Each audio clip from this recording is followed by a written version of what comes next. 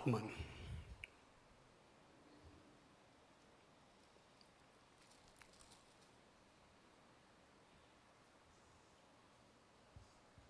जीवन के निर्माण के लिए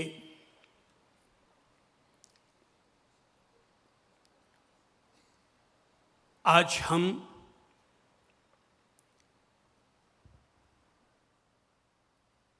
एक अत्यंत महत्वपूर्ण पाठ पढ़ेंगे और ये पाठ है द आर्ट ऑफ टॉकिंग, बोलने की कला।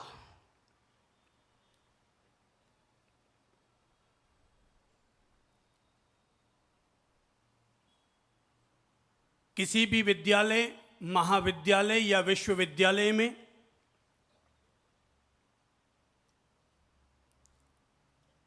मानव समाज को गणित, भूगोल, खगोल और इतिहास के पाठ तो पढ़ने को मिलते हैं, लेकिन जीवन के वे महत्वपूर्ण पाठ पढ़ने को नहीं मिलते जो कि किसी भी इंसान के जीवन के निर्माण के लिए नींव और बुनियाद का काम करता है। हमारे सत्संग अपने आप में एक विश्वविद्यालय के वे पाठशालाएं हुआ करती हैं, विश्वविद्यालय के वे पाठ और लेसन हुआ करते हैं जिनसे कि गुजर कर इंसान के बेहतरीन जीवन के बेहतरीन पाठ पढ़ सके, जीवन का बेहतरीन निर्माण कर सके। अभी कुछ दिन पहले की बात है,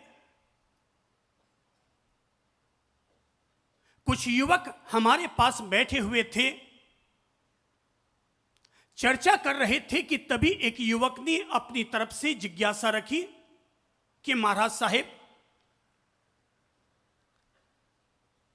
हमारे मानवीय शरीर में सबसे ज्यादा अच्छा अंग कौन सा है? मैंने युवक की बात पर गौर किया और सहजता से मुस्कुराते हुए इतना ही कहा, मेरे भाई, हमारे मानवीय शरीर में सबसे ज्यादा अच्छा और महत्वपूर्ण कोई अंग है तो वो हमारी जीभ है। उसने तत्काल दूसरा प्रश्न किया और पूछा कि भगवान, अगर आप कहते हैं कि हमारे शरीर में सबसे ज्यादा अच्छा अंग कोई है तो वो जीभ है, तो फिर सबसे बुरा अंग कौन सा है?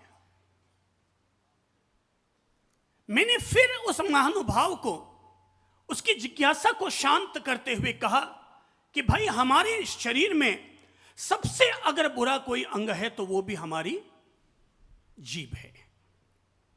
वो चौंका, उसने कहा अच्छा भी यही और बुरा भी यही?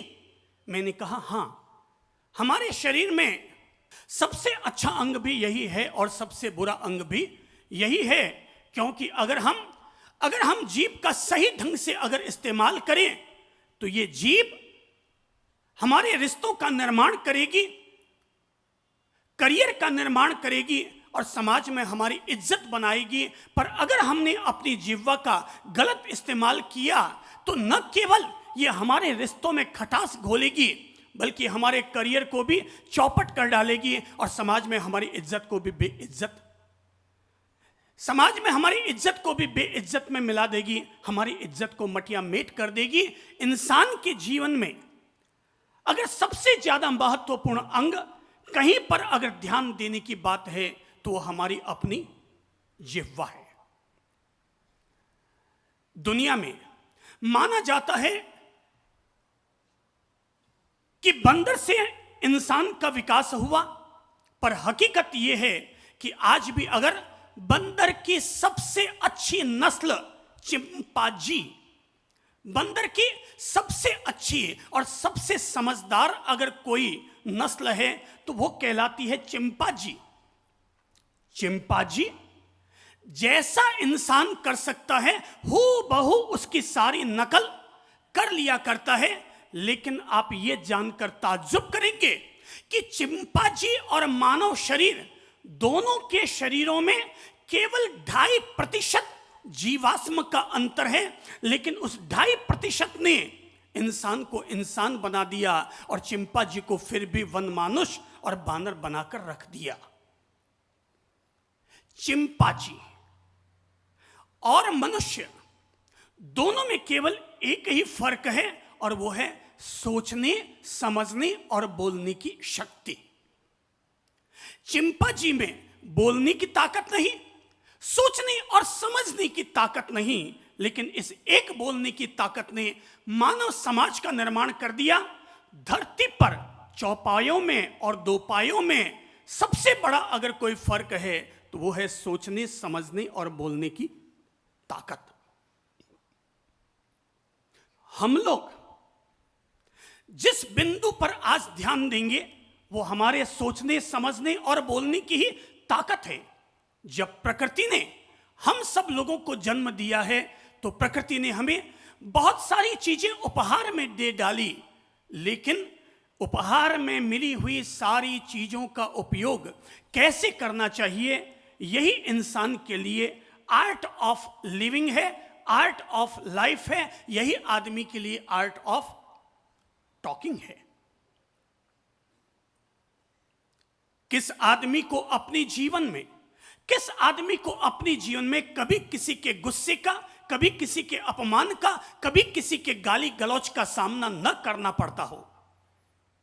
जीवन में दूसरों के गाली गलौज, अपमान और बेहूदगी का सामना करना यह पार्ट ऑफ लाइफ है, लेकिन उस बेहूदगी का सामना करते हुए भी अपनी तरफ से वापस शालीनता और सलीके से जवाब दे देना, इसी का नाम आर्ट ऑफ लाइफ है। वो पार्ट ऑफ लाइफ है और ये आर्ट ऑफ लाइफ है। ये मुमकिन ही नहीं है कि हर बहू को सास सम्मान दे ही। ये संभव नहीं है कि हर घर में बहू शालीनता वाली आए ही। बेहूदगी का सामना करना ये पार्ट ऑफ लाइफ है, लेकिन बेहूदगी का किस शालीनता और सलीके के साथ सामना करना, यही आर्ट ऑफ लाइफ है। पत्नी ने अगर चिल्लाकर कहा कि तुम तो निरे जानवर हो, जानवर शब्द सुनने पर, अब ये हम पर निर्भर करता है कि हम उस जानवर शब्द की प्रतिक्रिया कैसी करते हैं, अपनी तरफ से उसका एक्शन कैसे लेते हैं। पत्नी ने अगर गुस्से में आकर कह दिया जानवर हो जानवर, आप चाहे तो जानवर के बदले में आप अपनी पत्नी को साली, नालायक, गधा, उल्लू की पट्टी कुछ भी कह सकते हैं, पर अगर आप आर्ट ऑफ टॉकिंग जानते हैं, बोलने की कला अगर जानते हैं, तो आप उसी जानवर शब्द का बड़े धैर्य और शांति के साथ सामना करते हुए जवाब दे सकते हैं, तुमने ठीक कहा भगवान कि मैं जानवर हूं। अरे तू मेरी जान, मैं तेरा वर, दोनों मिले तभी तो हुए जानवर। तू मेरी जान, मैं तेरा वर, दोनों मिले तभी तो हुए जानवर। ये है बोलने की कला। प्रकृति ने अपन सब लोगों को सब कुछ दिया है। प्रकृति ने हमें हाथ दिए, लेकिन ये हम लोगों पर निर्भर करता है कि हम अपने इन हाथों का उपयोग किसी की हत्या करने के लिए करते हैं या किसी को भोजन कराने के लिए करते हैं, ये हम पर निर्भर करता है। प्रकृति ने अगर हमें पांव दिए तो इन पांवों से चलकर हम मंदिर पहुंचते हैं कि मधुशाला पहुंचते हैं, ये हम पर निर्भर करता है। प्रकृति ने हमें लाठी दी, पर लाठी से हम किसी की पीठ पर वार करते हैं या किसी बूढ़े का सहारा बनाते हैं, ये हम पर निर्भर करता है। प्रकृति ने हमें माचिस की तीली दी, लेकिन माचिस की तीली से हम किसी के घर का अंधेरा दूर करते हैं या किसी गरीब की झोपड़ी में आग लगाते हैं, ये हम पर निर्भर करता है। प्रकृति ने हमें इंसान बनाया, पर हम इंसान बनकर के ओबामा बनेंगे कि ओसामा बनेंगे, ये हम पर निर्भर करता है। प्रकृति ने अगर हमें जबान दी, इस जबान से हम किसी के लिए सद्भावना व्यक्त करते हैं या किसी के लिए सत्यानाश की बद्दुआ करते हैं। ये भाई साहब, ये अपन लोगों पर निर्भर करता है कि अपन अपनी तरफ से किस चीज का कैसा इस्तेमाल करते हैं, स से सत्यानाश भी होता है और स से सत्य भी होता है। ग से गणपति भी होता है और ग से गधा भी होता है। भ से भारत होता है और भ से ही भ्रष्टाचार होता है। अ से अरिहंत भी होता है और अ से अश्लीलता भी होता है। यह हम पर निर्भर करता है कि हम अपने मुंह से किस तरह के शब्द का इस्तेमाल करते हैं, हम किस तरह के शब्द का इस्तेमाल करते हैं, यह हम पर निर्भर करता है। पत्नी ने अपने पति से कहा, पत्नी ने अपने पति से कहा, थे तो बिल्कुल भोला हो भोला। क्या कहा? थे तो बिल्कुल भोला हो। जरा आप अपने बगल में बैठे हुए पतियों को बता दीजिए, जब भी घर में कुछ कलह होती है, जब भी भाई भाई में झगड़ा होता है और जब भी लगता है कि धन का बंटवारा होने वाला होता है, तब महिलाएं बीच में घुसपैठ करती है और पति को 4 तरह का ज्ञान देना शुरू करती है और कहती है कि देखिए, ध्यान रखिएगा कहीं अपने घाटे का सौदा ना हो जाए। क्योंकि हर पत्नी को यही लगता है उसका पति तो क्या है, थोड़ा जोर से बोलो तो, भोला है। हर पत्नी को यही लगता है कि उसका पति तो भोला है, बिल्कुल भोला। एक पत्नी ने अपने पति से कहा कि थे तो बिल्कुल ही भोला हो, थाने तो कोई भी बना दे, थे तो बिल्कुल ही भोला हो, थाने कोई भी बना दे। पति ने कहा, अरे भगवान, गुस्सा क्यों करती है, शुरुआत तो तेरे बाप ने ही की है।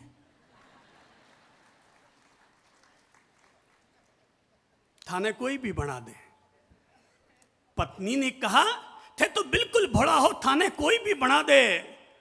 पति ने कहा, इसमें बुरा मानने की क्या बात है, शुरुआत तो तेरे पापा ने ही की है।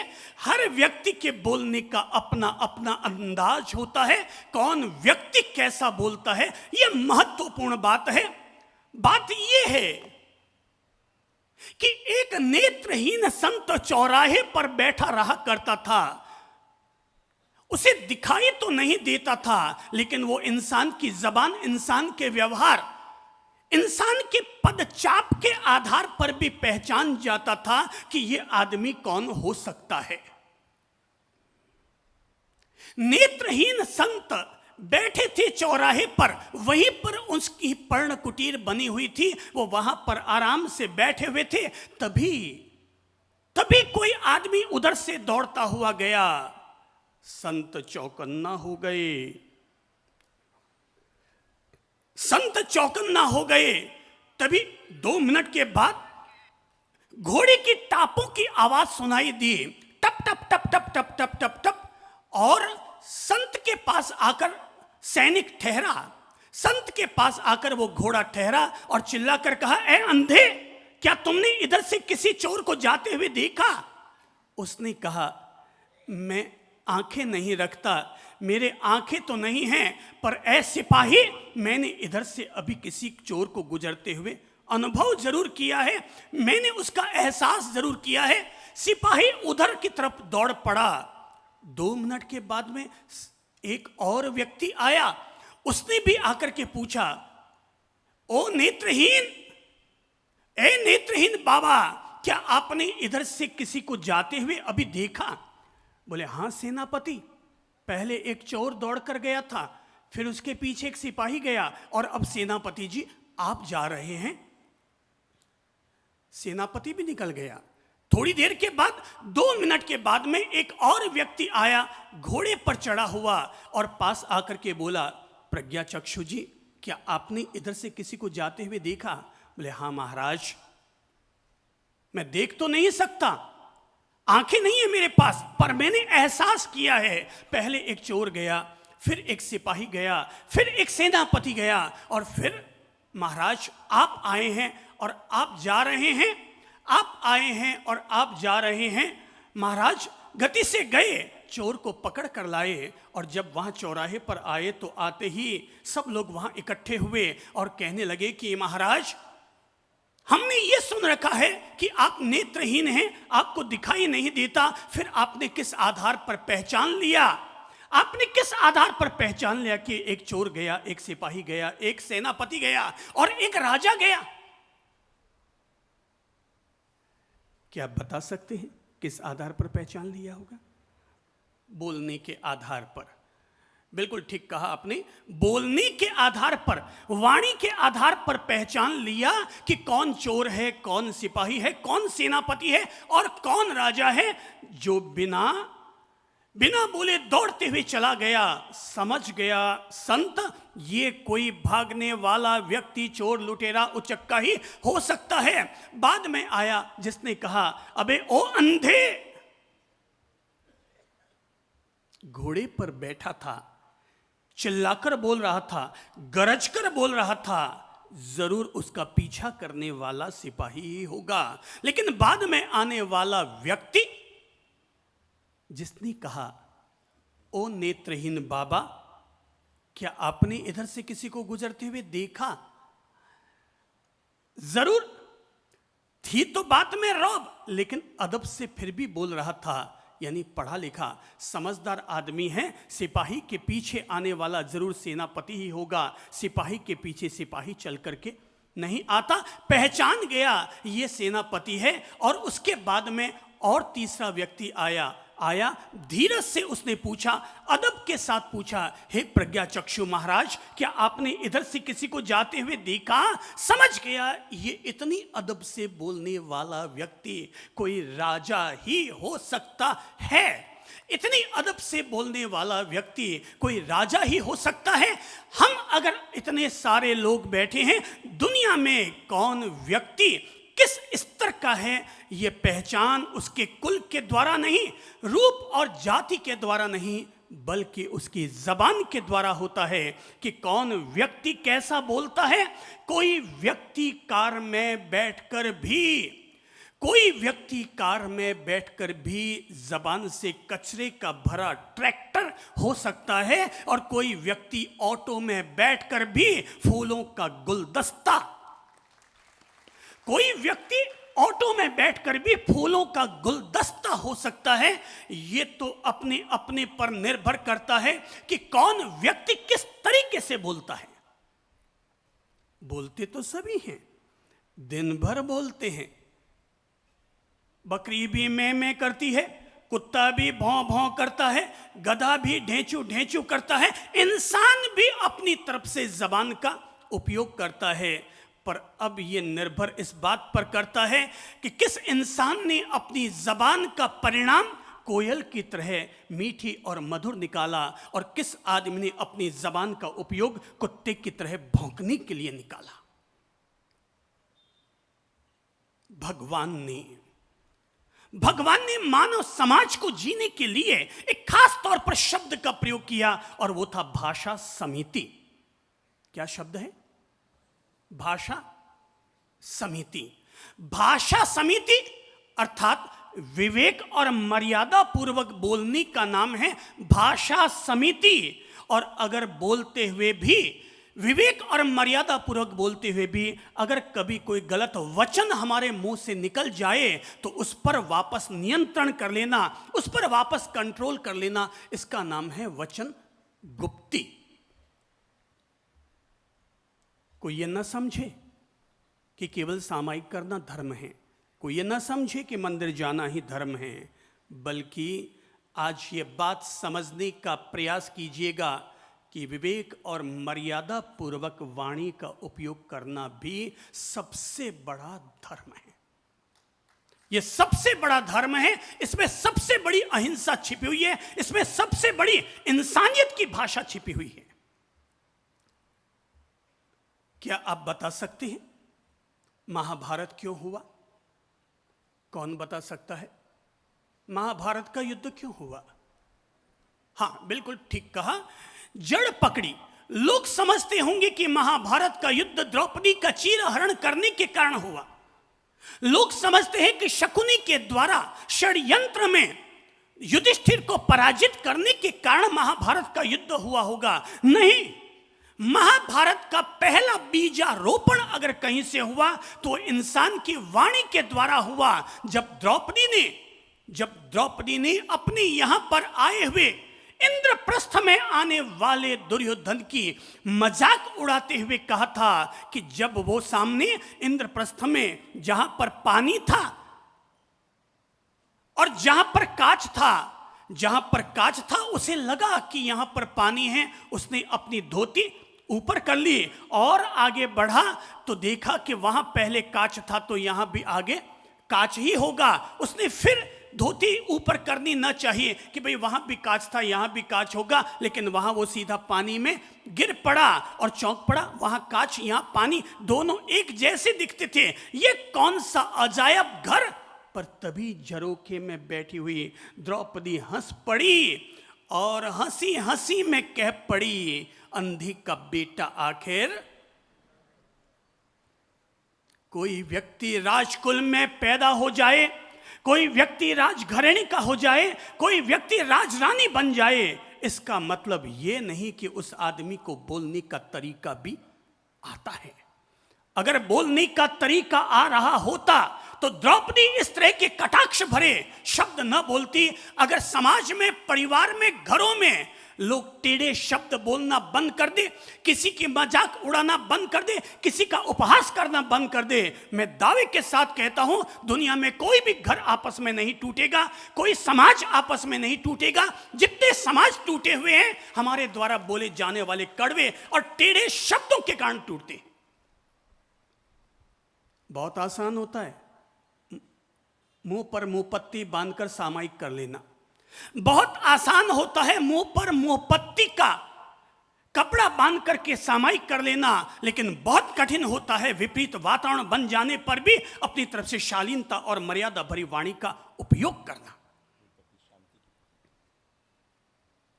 आप अगर यहां पर देखता हूं सैकड़ों सैकड़ों महिलाओं के मुंहपत्ती बनी हुई है, आप ये तो जानती होंगी कि सामायिक करते समय मुंहपत्ती बांधी जाती है, पर आप ये क्यों नहीं समझ में लेते कि मुंहपत्ती शांति की प्रतीक है और हमें तब भी मुंहपत्ती को स्मरण रखना चाहिए जब हमारे सामने कोई गाली गलौच और टीका टिप्पणी करता है। तब ये शांति की प्रतीक है, ये समता की प्रतीक है, ये अहिंसा, ये जयना, ये विवेक की प्रतीक है। और व्यक्ति भूल जाता है जब जब भी आदमी के सामने नेगेटिव परिस्थिति बन जाती है। तो मेरे भाई, वाणी का उपयोग अगर वीणा की तरह करोगे,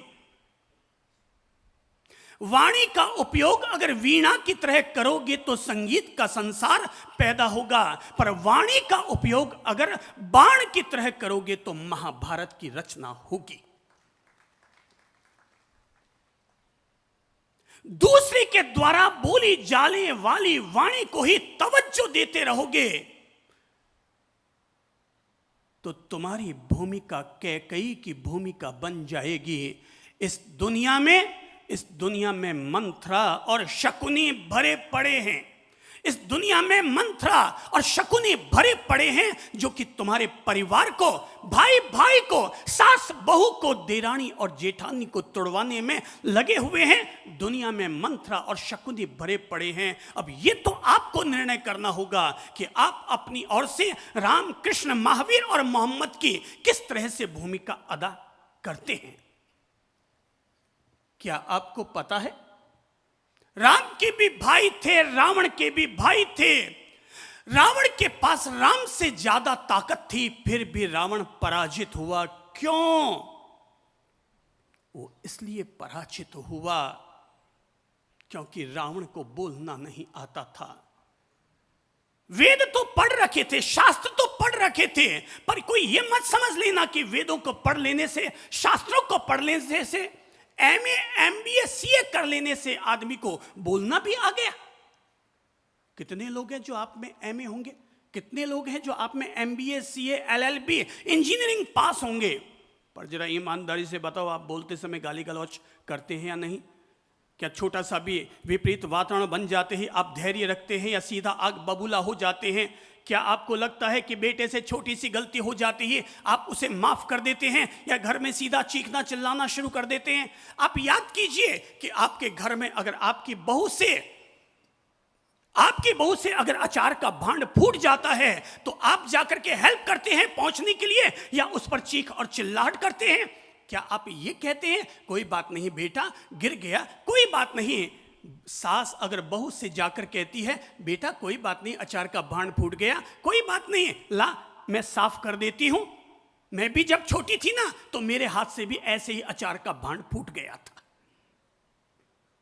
आप इतने तमीज से बोलते हैं, या अचार का भांड फूटते ही आप भी फूट पड़ते हैं और चिल्ला पड़ते हैं और कह पड़ते हैं अंधी है, दिखता नहीं?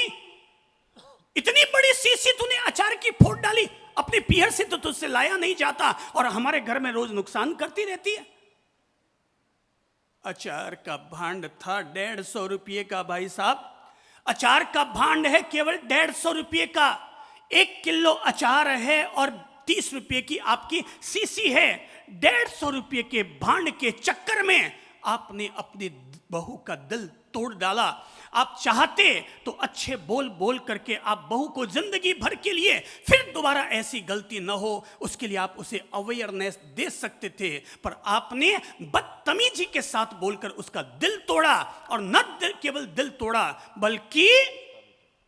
बल्कि उसको आपके घर से जुदा होने के लिए भी मजबूर कर डाला। भाई लोगों, हमसे लोग कहते हैं पूना में कि आप तपस्या करवाइए, तपस्या करवाइए, तपस्या करवाइए। मैं आपको सबसे बड़ी तपस्या यह करवा रहा हूं कि आप अपने आप में यह बोध जगाइए कि मैं अपनी जुबान से कभी कड़वी भाषा का इस्तेमाल नहीं करूंगा। हम आपको यह तपस्या सिखा रहे हैं। इससे कोई फर्क नहीं पड़ेगा कि आपने साल भर में एक 8 दिन का उपवास कर लिया। 8 दिन का उपवास कर लिया, मेरी समझ से कोई बहुत बड़ा आपने स्वर्ग लोक को धरती पर नीचे उतार कर लेकर नहीं आ गए। पर अगर आपने इस चातुर्मास के दरमियान, अपनी जीवन की आराधनाओं के दरमियान, ध्यान रखना भाई लोगों, ध्यान रखना, जो व्यक्ति 1 मास क्षमण करता है, 30 उपवास, उसकी आत्मा की शुद्धि होती है। पर 30 उपवास के दौरान यदि कोई व्यक्ति गुस्से में आकर गाली गलौज करता है, उस व्यक्ति को 3 मास क्षमण करने का दंड मिलता है। कितना कितना कहा मैंने? 3 मास क्षमण।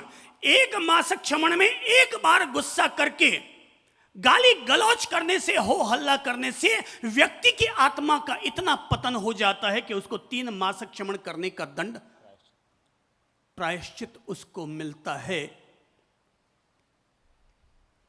देखिए, मेरी समझ से समझदार लोग गुस्सा नहीं करते, समझदार लोग गुस्सा नहीं करते, और ना समझ गुस्सा करने के अलावा और कुछ नहीं करते। अगर कोई व्यक्ति गुस्से में हमें दिखता है तो हम समझ जाते हैं इस आदमी का माइंड आउट ऑफ कंट्रोल है, ये आदमी विवेकशील नहीं है, ये आदमी धर्म की बातें तो करता है, पर धर्म की बातें करने से कोई आदमी सच्चा धार्मिक नहीं हो जाता है।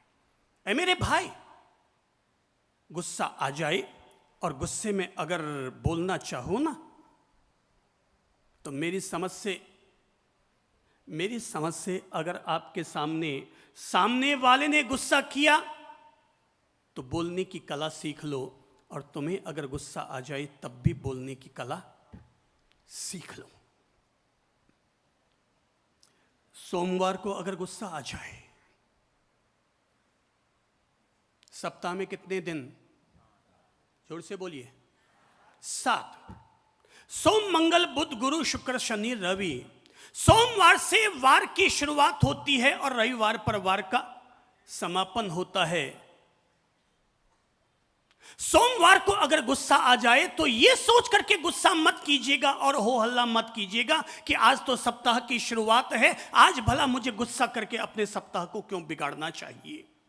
मंगलवार को अगर गुस्सा आए और गाली गलौच निकलने लगे तो यह सोच करके अपने गुस्से को ठंडा कर लीजिएगा, आज तो मंगलवार है, आज तो मुझे अपना दिन इस तरह से जीना है जिससे मेरा भी मंगल हो और अगले का भी मंगल हो। बुधवार को अगर गुस्सा आए तो यह सोचकर अपने आप को ठंडा कर लीजिएगा, आज तो बुध है, आज तो शुद्ध होने का दिन है, और गुस्सा और गाली गलौच करके अपने आप को अशुद्ध क्यों किया जाए? गुरुवार को अगर गुस्सा आ जाए और चीख चिल्लाने लगो तो ये सोचकर कि आज तो मेरे गुरु जी का दिन है, आज तो गुरु यानी आज से तो होता है जीवन शुरू, मुझे आज गुस्सा और गाली गलौज नहीं करना चाहिए। शुक्रवार को अगर गुस्सा आए, हो हल्ला करने लगो तो ये सोचकर ठंडे हो जाइएगा, आज तो शुक्रवार है, आज तो ईश्वर के प्रति शुक्रिया अदायगी का दिन है, मुझे आज के दिन गुस्सा नहीं करना चाहिए। शनिवार को अगर गुस्सा आए, ये सोचकर अपने आप को ठंडा कर लीजिएगा कि आज शनिवार है, अगर मैंने शनि को गुस्सा किया तो शनिश्चर मुझ पर ही हावी हो जाएगा। और रविवार को गुस्सा आए और हो हल्ला करने लगो तो ये सोचकर शांत हो जाइएगा, आज तो रविवार है, छुट्टी का दिन है, आज गुस्सा नहीं करना, आज तो गुस्सा नहीं करना क्योंकि आज रविवार है, आज छुट्टी का दिन है। और छुट्टी के दिन जैसे ऑफिस बंद होती है वैसे ही गुस्सा भी बंद होता है। अगर आप बूढ़े हैं तो गुस्सा बंद कर दीजिए और जवान है तो गुस्से को मंद कर दीजिए। अगर आप सब बोलो तो, अगर आप बूढ़े हैं तो गुस्से को क्या कर दीजिए? थोड़ा जोर से बोलिए तो, थोड़ा वो जो बूढ़े लोग बैठे हैं उनको सुनाइए। गुस्से को बंद कर दीजिए और बूढ़े बुजुर्ग लोगों को, थोड़ा जवानों को सुनाइए तो, अगर आप जवान हैं तो गुस्से को क्या कर दीजिए? मंद कर दीजिए। जो लोग घर में गुस्सा नहीं करते, जो लोग बोलने का विवेक रखते हैं, एक दूसरे की मान मर्यादाओं का ख्याल रखते हैं, ऐसा नहीं कि बेटा केवल पिता की ही इज्जत करता है, बल्कि जिस घर में पिता भी अपने बेटे का सम्मान का ख्याल रखता है, ऐसा नहीं कि केवल बहू ही सास का सम्मान करे, बल्कि जिस घर में सास भी बहू के सम्मान का ख्याल रखती है, वो घर घर नहीं होता, वो घर भी अपने आप में चलता फिरता जन्नत और स्वर्ग हो जाया करता है।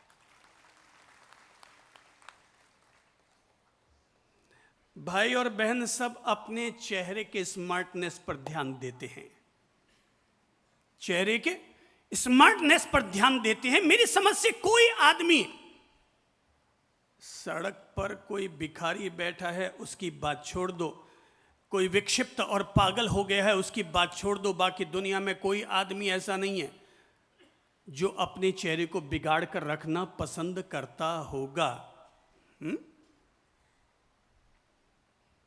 चेहरे को हम धोते हैं, रगड़ते हैं, साबुन लगाते हैं, छोटा सा भी दाग दिख जाए तो फिर नहाने के लिए जाते हैं, चेहरा साफ करके आते हैं, बाल वाल भी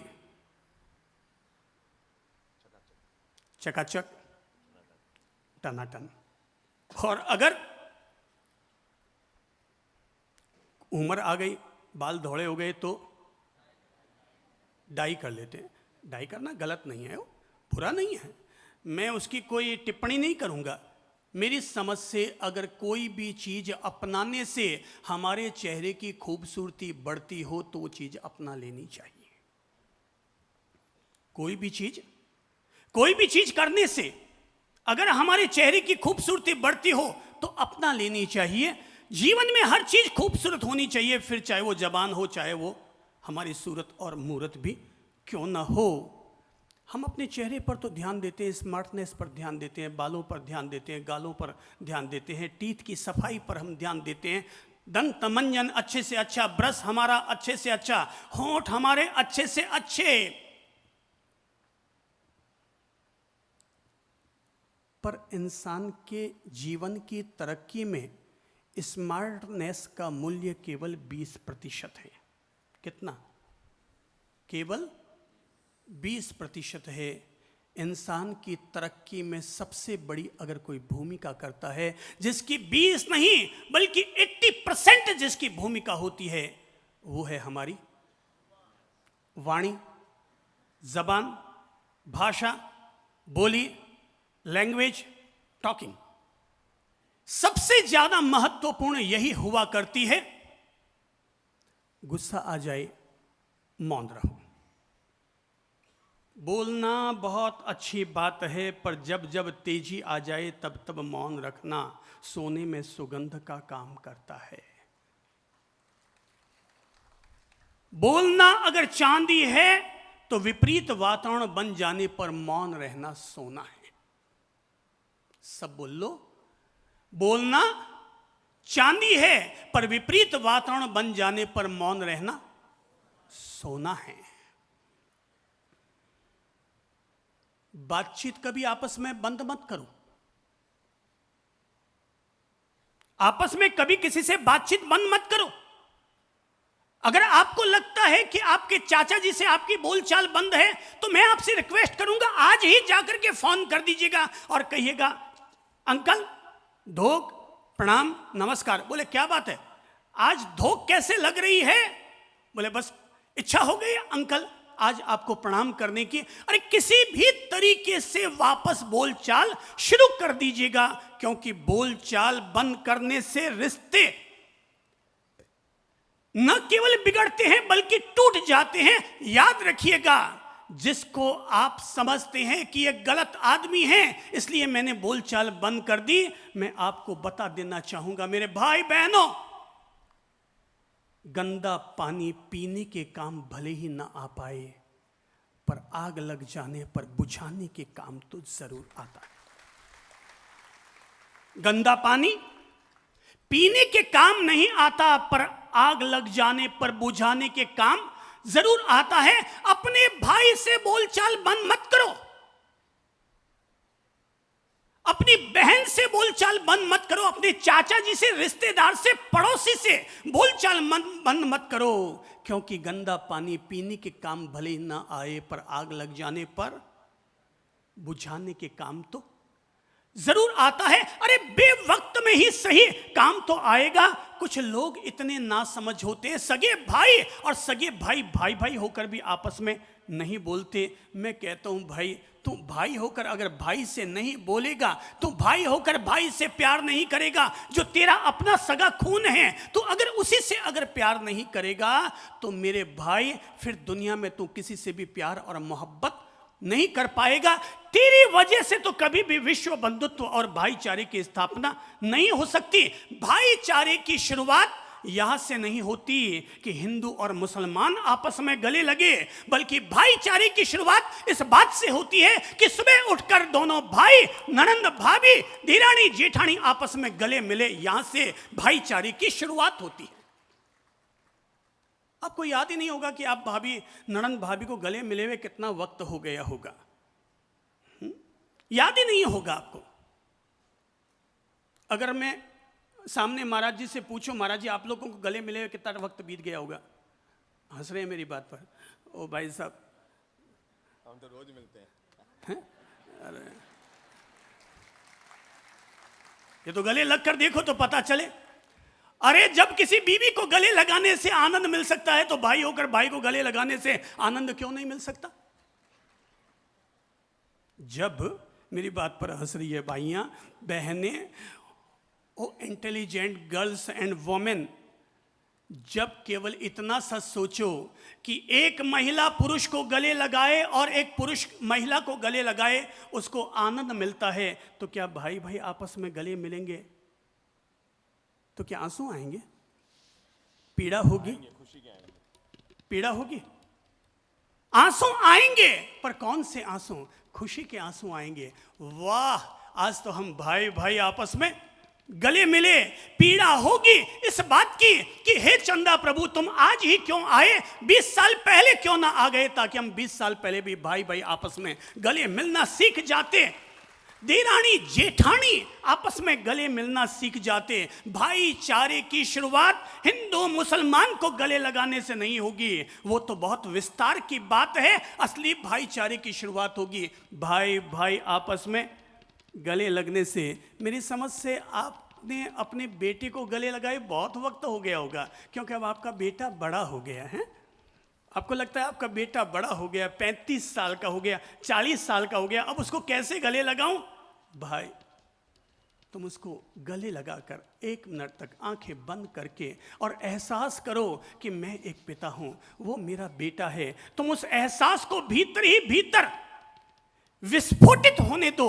आपको लगेगा आपका बेटा 40 साल का नहीं हुआ, आज भी आपके आंचल और गोद में रहने वाला वही आपका नन्हा मुन्हा राही है। वही आपका ये नन्हा मुन्हा राही है। मैं कहता हूं गले लगाना चाहिए, रोज ईद मनानी चाहिए, अरे रोज रामा सामा करने चाहिए। ऐसा करने से हमारी आपस की टूटन मिट जाती है, खत्म हो जाती है। मैं तो कहूंगा भाई लोगों, महीने में 1 दफा अगर आपने अपने घर अलग अलग भी बसा लिए हैं, तब भी भाई भाई महीने में 1 दफा एक घर में बैठकर एक ही आंगन में सब भाई साथ साथ में बैठकर खाना खाया करो। सब भाई साथ साथ में बैठकर खाना खाया करो। समाज में अगर एकता लानी है, समाज में अगर एकता लानी है तो सामूहिक रूप से सत्संग और भजन करना चाहिए। और परिवार में अगर एकता लानी है तो सब लोगों को साथ में बैठकर भोजन करना चाहिए। समाज में अगर एकता लानी है तो समूह में बैठकर भजन करो, और परिवार में अगर एकता लानी है तो समूह में बैठकर भोजन करो। बोल चाल बंद मत करो, बोल चाल बंद मत करो। अपनी अपनी आत्मा को जगाओ और अपने आप को प्रेरित करो कि मैं आज के बाद ऐसा गूंगा नहीं बनूंगा जो अपने ही घर वालों से बोलचाल न करे। एक पति पत्नी के बीच में झगड़ा हो गया, एक पति पत्नी के बीच में झगड़ा हो गया, तो झगड़ा ऐसा हुआ कि दोनों ने रात में बोलना ही बंद कर दिया। वो अपना खाना खाए, वो अपना खाना खाए, दोनों जाने गए सोने के लिए।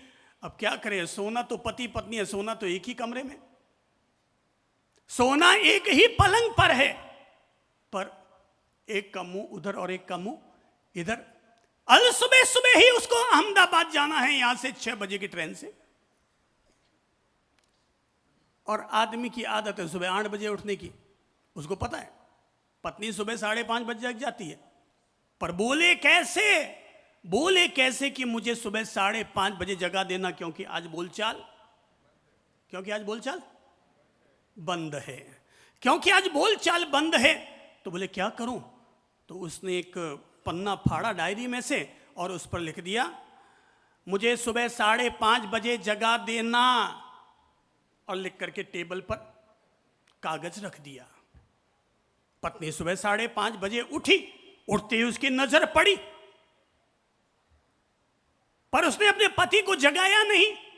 6 बज गए, 6:30, 7, 7:30, 8 बजे वो रोज की आदत के मुताबिक उसकी पति की आंख खुली तो घड़ी देखकर चौंक पड़ा, इतना तेज सूरज चढ़ गया।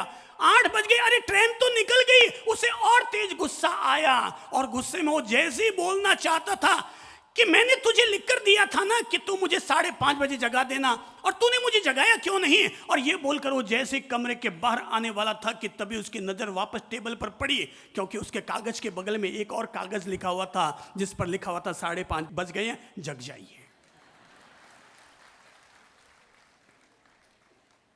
बोलचाल बंद मत कीजिए। गुस्सा अगर कभी आ भी जाए ना, तो जितनी जल्दी हो सके उसको 2-4 थप्पड़ मार करके बैठा दीजिए। अगर गुस्सा आ भी जाए, गुस्से की उम्र कितनी रखनी चाहिए? 1 मिनट। और थोड़ी लिमिट बढ़ाते हैं, गुस्सा अगर आ जाए तो उसकी उम्र कितनी रखनी चाहिए? 2 मिनट। गुस्सा अगर फिर भी आ जाए और आता रहे तो उसकी उम्र कितनी रखो? 3 मिनट। और फिर भी अगर गुस्सा आए तो खुद के गाल पर एक थप्पड़ मारो, बोले चुप साला आका करता है, चुप, और अपने आप को ठंडा कर लो। कंट्रोल कंट्रोल कंट्रोल, अपने आप को ठीक करो। जिस पर गुस्सा आया है, गिलास उठाओ, एक गिलास, और ले जाकर उसको पिला के आ जाओ। आपके द्वारा विपरीत वातावरण बन जाने पर किया गया सदव्यवहार, आपके द्वारा विपरीत वातावरण बन जाने पर बोले गए 2 मीठे मधुर शब्द आपके घर को टूटने से बचाएगा, रिश्तों को मिटने से बचाएगा। ध्यान रखिए, दूध फटने पर वे ही लोग गुस्सा करते हैं, दूध फटने पर वे ही लोग गुस्सा करते हैं जिन्हें कि रसगुल्ला बनाना नहीं आया करता है। दूध फट जाने पर वे ही लोग गुस्सा किया करते हैं जिन लोगों को रसगुल्ला बनाना नहीं आता। तो क्या करें, क्या करें, क्या करें कि जिससे कि हम हर वातावरण में अपने आप में मिठास के साथ, अदब के साथ बोलना सीख सके। मैं आपको वे टिप्स दे देता हूं जो कि हमें बोलने की कला सिखा सकते हैं। पर आज से अब एक काम कीजिएगा, और वो पहली हमारी प्रतिज्ञा केवल एक ही हो, और वो है जब भी बोलो मीठा बोलो। क्या बोलो? जब भी बोलो मीठा बोलो। जब भी बोलो क्या बोलो? मीठा बोलो।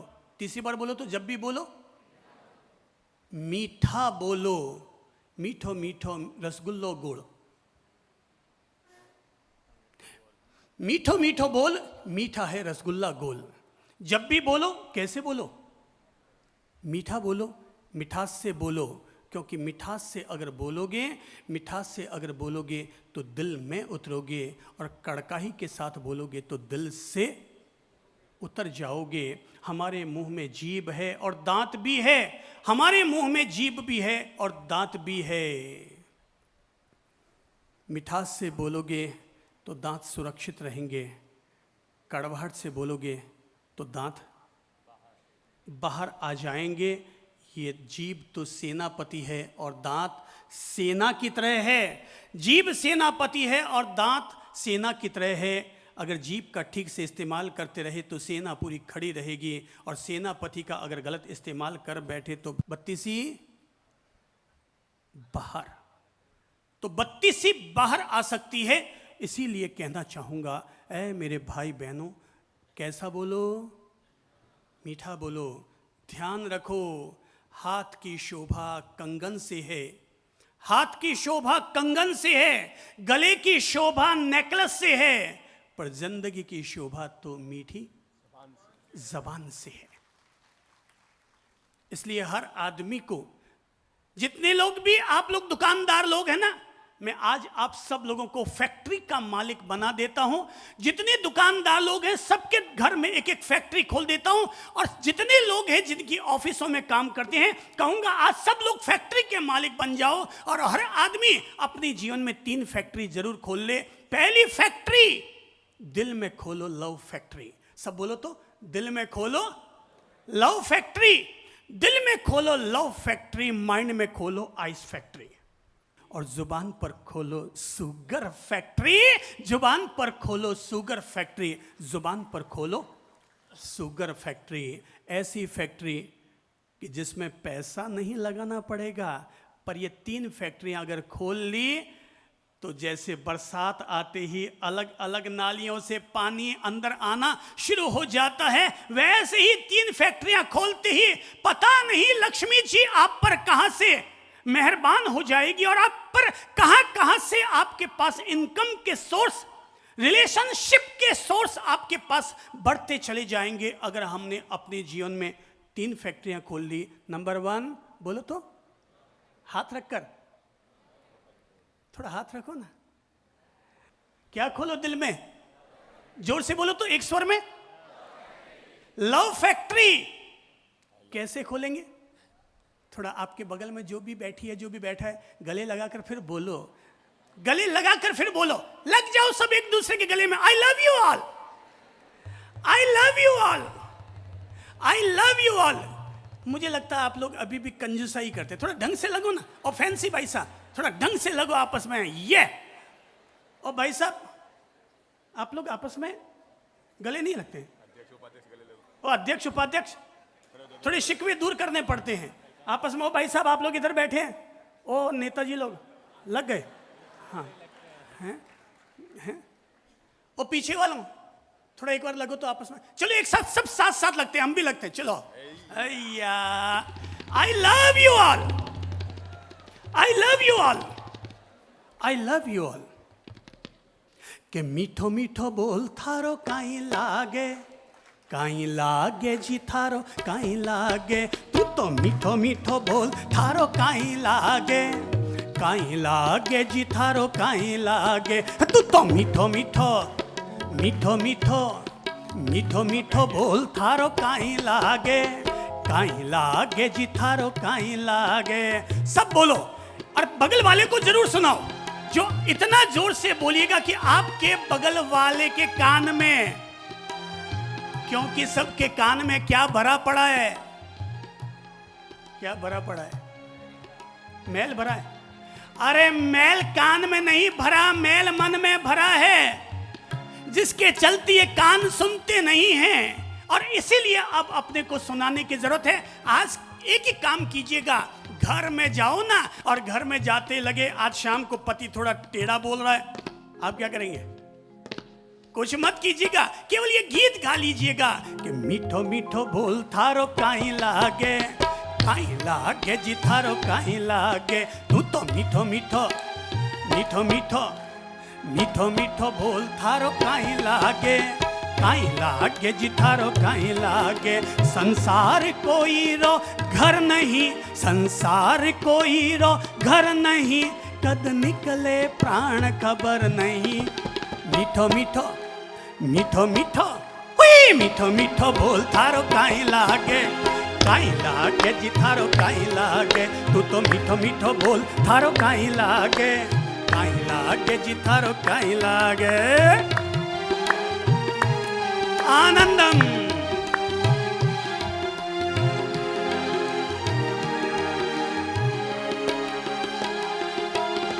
चार दिनारो जीणो है संसार, थारी मारी छोड़ करा सब प्यार। अजी 4 दिनारो, ये 4 दिन का जीना है भाई।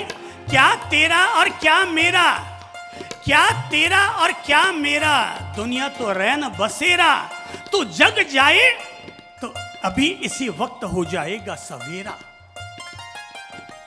4 दिनारो जीणो है संसार, थारी मारी छोड़ करा सब प्यार। अजी 4 दिनारो जीणो है संसार, थारी मारी छोड़ करा सब प्यार। हिल मिल रे वो हंस खिल जीवो, हिल मिल रे वो हंस खिल जीवो, कि संसार कोई रो घर नहीं, कद निकले प्राण खबर नहीं। तो क्या करेंगे कि मीठो मीठो मीठो मीठो हुई मीठो मीठो बोल थारो काई लागे। काई लागे जी थारो काई लागे, तू तो मीठो मीठो बोल थारो काई लागे। काई लागे जी थारो काई लागे।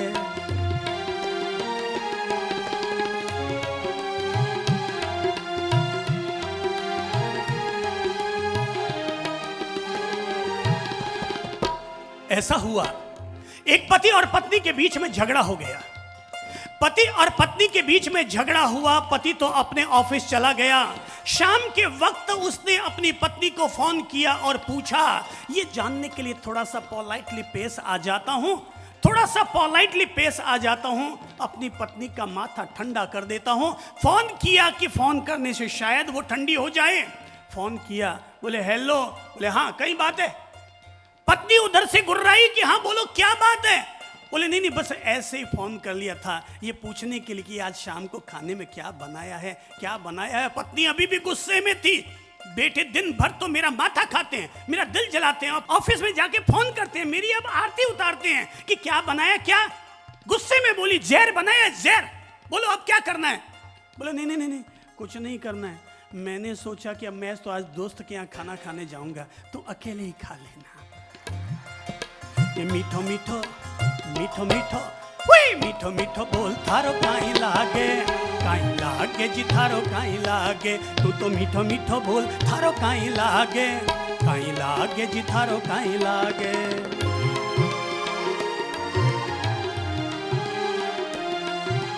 अवगुण छोड़ो गुण री करला बात। कैसी बात करे भाई, दूध का धुला कोई नहीं है, दूध का धुला कोई नहीं है। कमियां अगर दूसरों में देखने जाओगे तो 100 कमियां मिल जाएगी, पर आईने में देखने जाओगे तो उतनी कमियां खुद में भी नजर आ जाएंगी। क्या करना होगा? आधा गिलास भरा देखो भाई, आधा गिलास भरा देखो, कमियां मत देखो। कमियां देखने वाला कमीन कहलाता है और खासियत देखने वाला आदमी खूबसूरत कहलाता है। अवगुण छोड़ो गुण री करला बात, जीवन में हो आनंद री बरसात। हो अवगुण छोड़ो गुण री करला बात, जीवन में हो आनंद री बरसात। मीठा से रो एहसास लो, मीठा से रो एहसास लो, कि संसार कोई रो घर नहीं, कद निकले प्राण खबर नहीं। मेरी समझ से अब लाइनें तो सबको याद हो गई ना? याद हो गई? तो क्या लाइन है, सब बोलो तो। कि मीठो मीठो बोल थारो काई लागे जी थारो काई लागे। तू तो मीठो मीठो बोल थारो काई लागे जी थारो काई लागे। जिन घर में सब हिल मिलने रेवे, उन घर प्रभु जी मोतियां बरसावे। बोलो जिन घर में सब हिल मिलने रेवे, उन घर प्रभु जी मोतियां बरसावे। कि सब प्रेम रो प्यालो पीवो, सब प्रेम रो प्यालो पीवो, कि संसार कोई रो घर नहीं, कद निकले प्राण खबर नहीं। मीठो मीठो मीठो मीठो हुई, मीठो मीठो बोल थारो काई लागे जी थारो काई लागे। तू तो मीठो मीठो बोल थारो काई लागे जी थारो काई लागे। अंतिम पंक्ति गुनगुना रहा हूं और मैं चाहूंगा हर व्यक्ति ये पंक्तियां बोले, खासतौर पर अपने माता पिता के सम्मान में बोले। जो व्यक्ति अपने माता पिता की कोख से निकल कर आया है वो जरूर बोले, और जो अपनी पत्नी की कोख से निकल कर आया, आपकी सौगंध मत बोलिएगा। माता पिता ने जानो थे भगवान, माता पिता ने जानो थे भगवान। सब बोलो भाई, माता पिता ने उनरी सेवा है प्रभु रो सम्मान, के उनरी सेवा है प्रभु रो। अजी माता पिता ने उनरी सेवा है प्रभु रो सम्मान। सेवा करो आशीष लो, सेवा करो आशीष लो, इस संसार कोई रो घर नहीं, कद निकले प्राण खबर नहीं। कि मीठो मीठो बोल थारो काई लागे जी थारो काई लागे। तू तो मीठो मीठो बोल थारो काई लागे जी थारो काई लागे। तू तो मीठो मीठो बोल थारो काई लागे थारो। सब लोग हाथ ऊपर करके हिला लो, आसमान तक अपनी मिठास पहुंचा दो।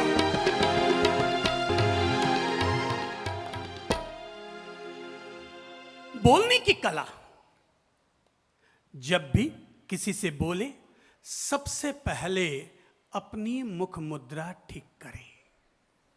जब भी किसी से बोले तो पहले अपनी मुख मुद्रा ठीक करें। ये जो शमशानिया चेहरा जो हम लोग बना लेते हैं लटका हुआ, मुर्दे में और अपने चेहरे में फर्क करके इतनी तो प्रेरणा ले लीजिएगा कि मैं अभी तक मुर्दा नहीं हूं।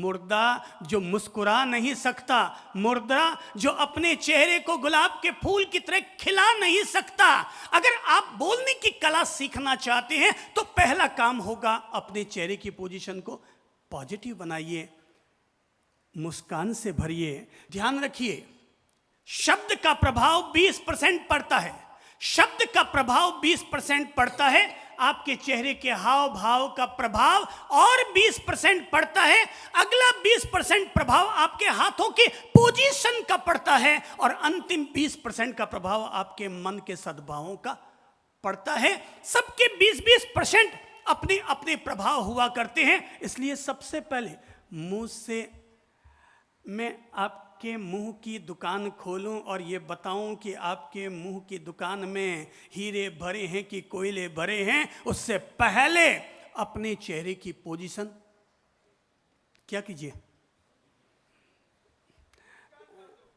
क्या कर लो, जोर से बोलो तो। मुस्कान ले आओ। बिल्कुल ठीक कहा आपने। पहले चेहरे की पोजीशन करने के कौन कौन से भाव हो सकते हैं? अब उनमें सबसे ज्यादा अच्छा भाव कौन सा हो सकता है, खुद ही सोच लिए। एक तो होता है रोने वाला, दूसरा होता है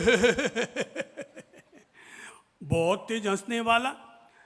रोने वाला भी नेगेटिव, हंसने वाला भी नेगेटिव, पर मुस्कुराने वाला पॉजिटिव। मुस्कुराने वाला बी पॉजिटिव।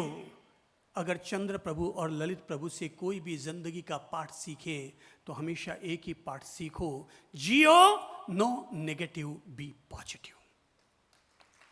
एक ही पाठ, उनके सारे संदेशों और पैगामों का एक ही सार संदेश, नो नेगेटिव बी पॉजिटिव। चेहरा भी हो हमारा बी पॉजिटिव। मुस्कुराता हुआ ध्यान रखो, जेब में भले ही न हो मोबाइल, पर चेहरे पर जरूर रखिए स्माइल।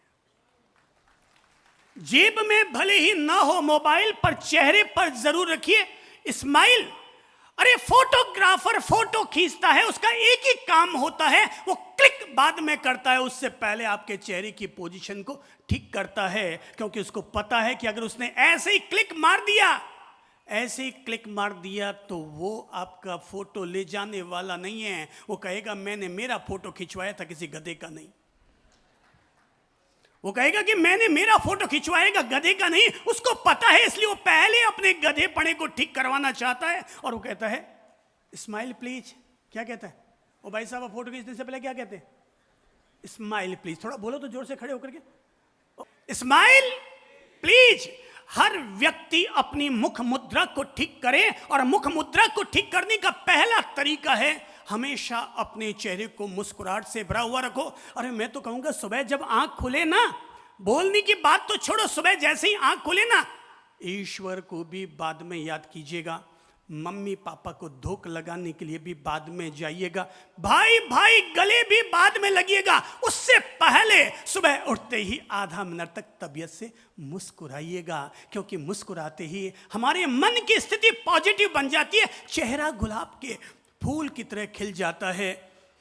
वरना पता है सुबह आदमी उठता है ना तो कैसे दिखता है? भूत की तरह, बाल बिखरे हुए, उबासियां लेता हुआ, अंगड़ाइयाँ मोड़ता हुआ, और उस सुबह उठता है ना तो ऐसे लगता है जैसे कोई भूत बंगले में से भूत निकल के आया है।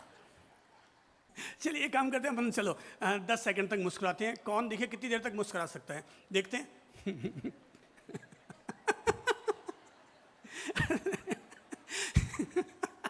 सुबह उठे हैं अभी आप सुबह उठे और उठते ही 10 सेकंड तक, 15 सेकंड तक, आधा मिनट तक मुस्कुराते चले जाओ और अपने मन और चेहरे की स्थिति को पॉजिटिव पॉजिटिव पॉजिटिव बनाते जाओ। अगर नहीं मुस्कुराए ना तो भगवान को भी याद करोगे ना तो यूं याद करोगे, नमो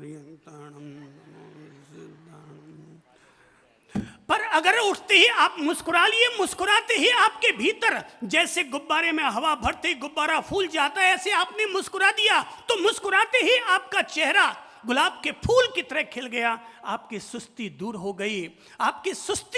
गई, अपने आप में ही आप अप्रमत्त हो गए।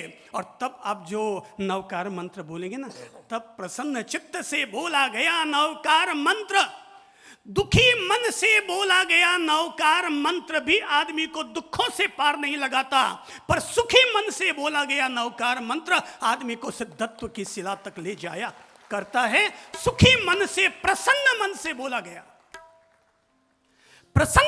बोला गया नवकार मंत्र, गायत्री मंत्र अथवा नमाज की अदायगी आपको ऊंचाई देगी।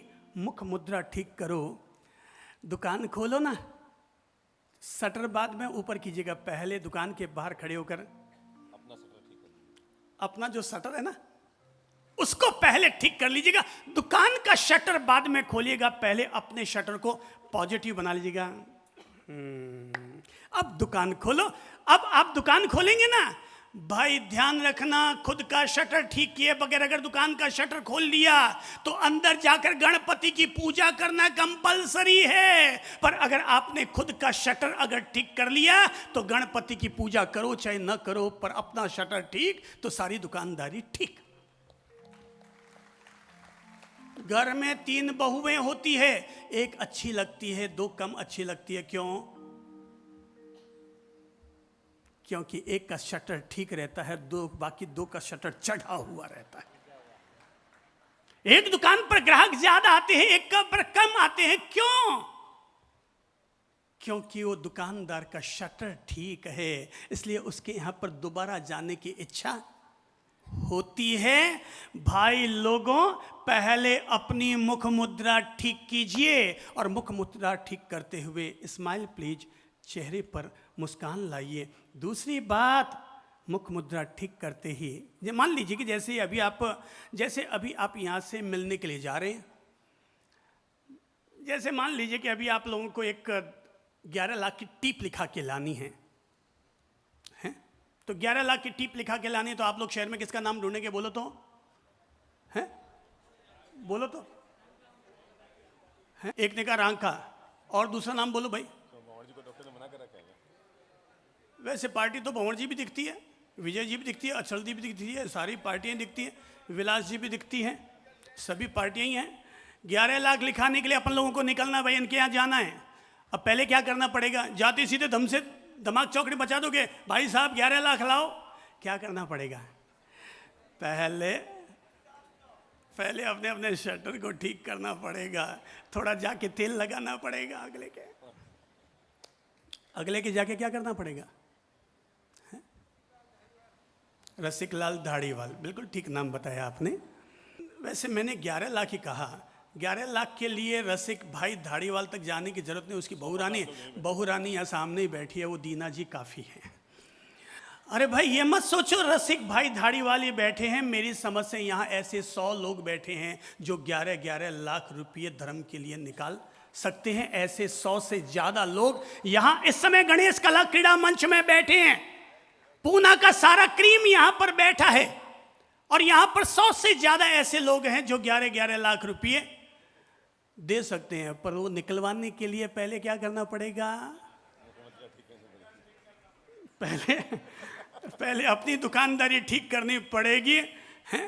पहले थोड़ा स्माइल प्लीज बनो, फिर अंदर जाओ। अंदर जाकर के जय जिनेंद्र सा, प्रणाम सा, राम राम सा।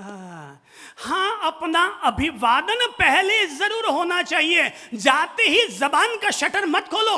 मैंने कहा 20% प्रभाव पड़ेगा आपके चेहरे के हाव भाव का, और 20% प्रभाव पड़ेगा आपके हाथों की पोजीशन का।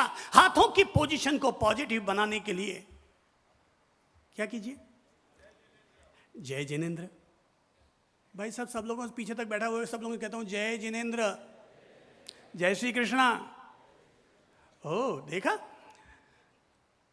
पहले हाथ को भी ठीक कर लो, चेहरे को भी ठीक कर लो। अब आओ अपन बात करते हैं, क्योंकि अब जो बात होगी वो बात बड़ी दमदार होगी। और दमदार बात करने के लिए पहला सूत्र याद रखो, और वो ये है कि जब भी बोलो हमेशा अदब से बोलो।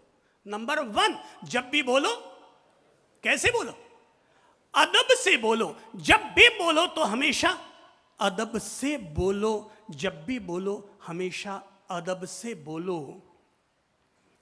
चलिए बिटिया खड़ी हो तो, ए दाढ़ी वाले एंड कंपनी, चलो आगे आओ, दौड़ के आओ, कम ऑन, दौड़ के आओ। हाँ बेटा, आपका शुभ नाम क्या है? माइक लो और बताओ। साक्षी प्रकाश धारीवाल। साक्षी प्रकाश धारीवाल। अच्छा, जरा बताएंगे आपके पापा जी का नाम क्या है? प्रकाश। प्रकाश, वेरी गुड। आपकी मम्मी जी का नाम क्या है? दीना। दीना। दीना, अच्छा। दादाजी का नाम? रसिक लाल जी। रसिक लाल। आज आपको बोलने का पहला पाठ ये सिखाऊंगा, और पहला पाठ ये सिखाऊंगा, मेरे भाई बहनों, आपका नाम है, क्या नाम बताया? साक्षी। आपका नाम है साक्षी। आपने बताया कि आपके पिता का नाम है Prakash Dhariwal. It is wrong. अदब सीखिए, बोलने की अदब सीखिए, रेस्पेक्ट सीखिए। अपनी भाषा के साथ रेस्पेक्ट जोड़िए, और रेस्पेक्ट के साथ बोलिए अपने पिता का नाम। और जब भी हमें अपने पिता या दादा का नाम लेना हो, हमेशा नाम लेने से पहले पिता के नाम से पहले श्री लगाइए, और नाम के बाद जी लगाइए। यह है बोलने की कला। जब भी बोलना हो अपने पिता का नाम, अपनी मम्मी जी का नाम हमेशा विद रेस्पेक्ट बोलिए। यह है बोलने की कला। इसलिए जब भी आपको बोलना हो कि आपके पिताजी का नाम क्या है, मैंने ये नहीं कहा कि आपके पप्पू का नाम क्या है, मैंने कहा आपके पापा जी का नाम क्या है। अगर आप बोलते हैं Prakash Dhariwal, that means it is wrong. ये सभ्यता और संस्कार के खिलाफ है। और हमारी सभ्यता हमें ये बोलना सिखाती है कि जब भी पिता का नाम लेना हो प्लीज बोलिए श्री प्रकाश जी धारीवाल। दोबारा बोलो बेटा। श्री प्रकाश जी धारीवाल। ये क्या कि सब आजकल सब लोग इंग्लिश मीडियम पढ़ते ना, उसकी ये देन है। अगर हमारे मीडियम में पढ़ रहे होते तो ये अभी नहीं 10 साल पहले भी बोलते श्री प्रकाश जी धारीवाल। अब बोलो बेटा पापा जी का नाम क्या है? श्री प्रकाश जी धारीवाल। क्या नाम है? श्री प्रकाश जी धारीवाल। बोलना सीख गए? हाँ। पक्का? दादाजी का नाम क्या है? श्री रसिकलाल जी धारीवाल। श्री रसिकलाल जी धारीवाल। मम्मी जी का नाम क्या है? श्री दीना जी धारीवाल। श्रीमती दीना जी धारीवाल। दीना जी धारीवाल। भाई साहब अब जरा ईमानदारी से बताना इसकी मम्मी कौन है? खड़े हो तो। बहन अब जरा आप खुद बताइए कि बोलना तो दोनों में हो रहा है, पापा का नाम प्रकाश धारीवाल और श्री प्रकाश जी धारीवाल। क्या आप ईमानदारी से बताएंगे कि दोनों में ज्यादा अच्छा आपको कौन सा लग रहा है, प्रकाश धारीवाल या श्री प्रकाश जी धारीवाल? कौन सा है? श्री वाला। अच्छा श्री वाला, ठीक है। घर वाला और श्री वाला दो। तो अब वो क्या है कि नहीं पति एक ही है, श्री वाला और घर वाला दोनों एक ही है। श्री वाला। क्यों भाई साहब जी आपको कौन सा अच्छा लगा? बिना श्री और जी वाला नाम पुकारना अच्छा है कि श्री या जी के साथ नाम बुलाना अच्छा है? कौन सा अच्छा है? श्री और जी वाला। अब जरा बच्ची के लिए ताली बजाकर धन्यवाद दीजिए कि आज उसने बोलने का पहला पार्ट सीख लिया। ओके बेटा। नंबर 1, जब भी बोलो क्या बोलो? अदब से बोलो, विद रेस्पेक्ट बोलो। कभी किसी को तुम मत बोलो। जब भी बोलो तो हमेशा आप बोलो। यहां तक कि अगर आपके घर में कोई कर्मचारी काम करता है, कोई बाई भी काम करती है, सीधा ये मत बोलो ए रामू ए जी नहीं, उसको भी जी लगाकर बोलो। रामू जी आप जरा ये काम कर लीजिएगा, आप जरा ये काम कर लीजिएगा। हम तो कहेंगे आप अपने स्टाफ को भी जी लगाकर बोलिए, स्टाफ को भी आप कहकर संबोधित कीजिए। और अगर बड़प्पन दिखा सके तो आपसे कहूंगा हर सासू मां अपनी बहू को आप कहे, और इतना ही नहीं बल्कि हर पति अपनी पत्नी को आप कहे। हर पति अपनी पत्नी को आप कहे। भाई साहब जी आप खड़े हुए तो बनियान वाले नंबर 1 वीआईपी सीट पर जो बैठे खड़े होइए। हाँ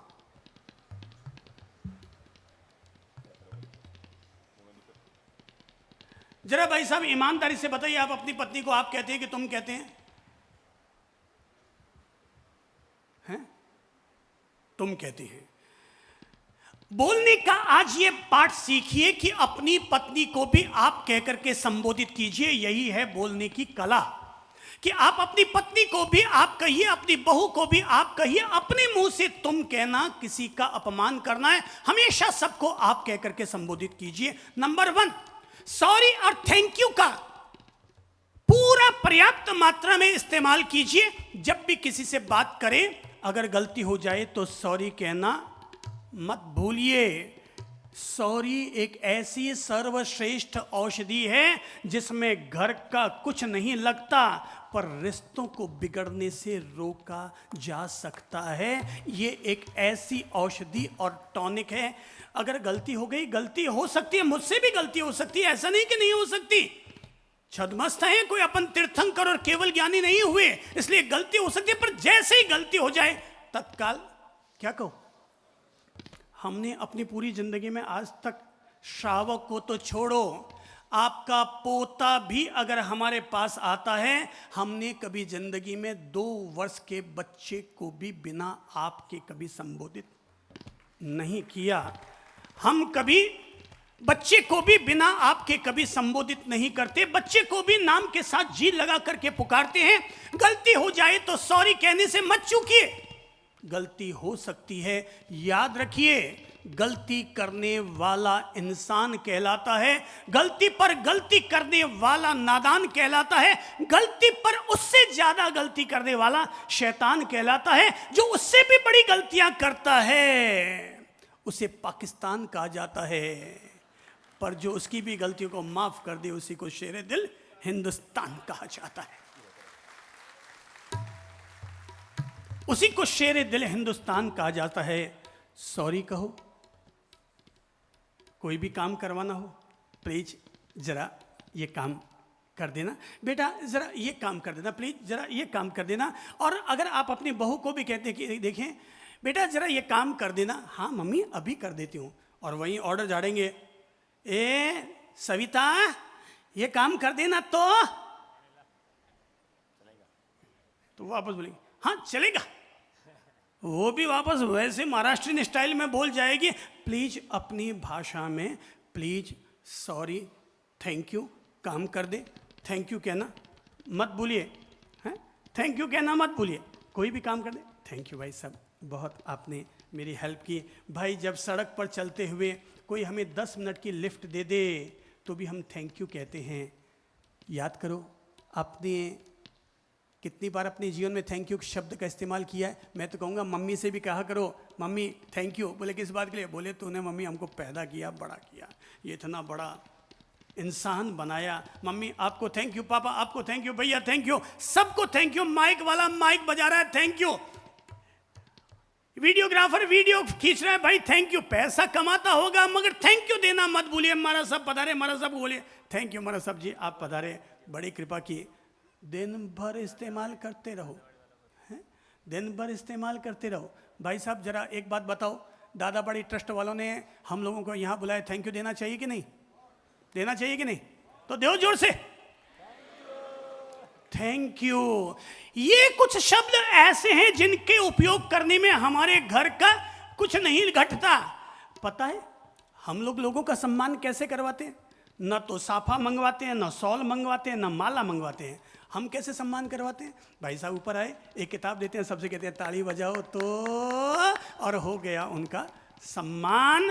भाई साहब कुछ ऐसे ट्रिक होते हैं जिसमें घर का कुछ नहीं लगता, लेकिन फिर भी औरों के दिल में हम बस जाया करते हैं। तुलसी मीठे वचन से सुख उपजे चहु और, वशीकरण यह मंत्र है। तजिए वचन कठोर, तजिए वचन कठोर, तजिए वचन कठोर।